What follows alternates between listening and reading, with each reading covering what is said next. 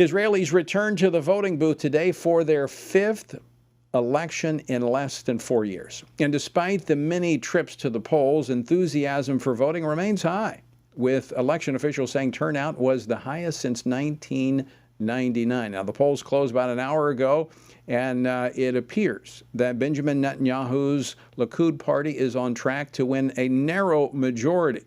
Joining us now live from Jerusalem is Chris Mitchell, Middle East Bureau Chief for CBN News.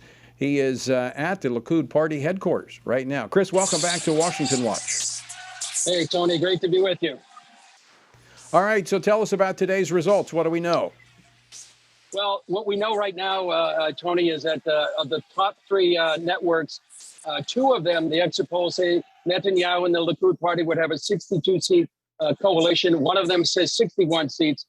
One of them, actually, another poll said 63. So it looks right now, and these are preliminary results, Tony. Things can change in the next 12, 24 hours, in the next several days. But at least right now, it looks like Benjamin Netanyahu and the Likud party might have a comfortable majority to form a coalition government. Now, I say comfortable because it's been very hard for any coalition government to get at least 61. If they can get 62, at least in these political days, that's kind of comfortable.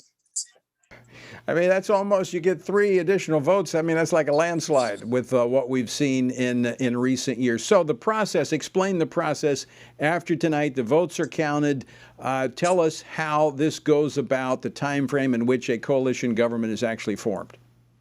So what happens right now, the votes are still coming in, so they could change in the next 12, 24 hours. We've seen that happen before. We've seen actually a couple of elections ago where Likud looked like they were going to have a majority. Things changed by the next morning. But if they continue the results as they are right now, then what's going to happen is that the president of Israel, Yitzhak Herzog, is going to meet with all of the political parties, and he's going to ask them, who do you want to form a coalition government? Likely it's going to be Likud if these results stay the same. And then the Likud and Benjamin Netanyahu will have 28 days to cobble together a coalition government. Right now, it looks like they will have 62, and who knows if it's possible that they get one of the other parties that could have actually a more comfortable majority. It seems unlikely, but right now, that's going to be the time frame. If in 28 days they don't have a coalition government, they can appeal for an extension of 14 days.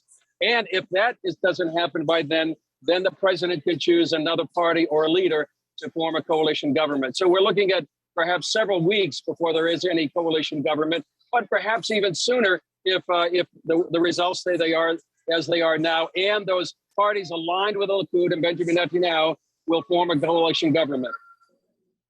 So, Chris Mitchell, what were the issues driving voters in this election? Well, one of the issues, Tony, was security. In the last several days, there's been a number of terror attacks in and around the West Bank, Judea, and Samaria. That was one of the things. Another theme that we were talking to people on the street today is they don't want to have any more elections. They really don't want this political paralysis. And it was a high turnout, as you had mentioned, the highest since 1999. And we were sensing during the day that would favor Netanyahu and all the right-wing parties. There was a strong sense, and I've talked to some Israelis about this, they really do want a government to stand up to terrorism.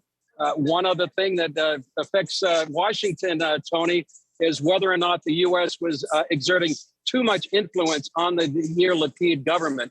For example, there was a maritime agreement just a few days ago signed by Yair Lapid in his interim coalition government. Really, some people thought they were giving up territorial waters and sovereignty over the waters in the Mediterranean to Lebanon. And actually, when you're talking Lebanon, you're talking Hezbollah. So they felt there was an undue influence by the Biden administration.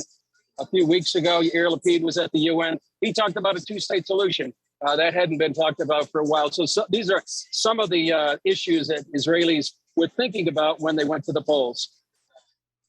Chris, we could have something very similar to what we had in terms of U.S.-Israeli relations that we had about 10, 12 years ago when the Republicans took control of Congress.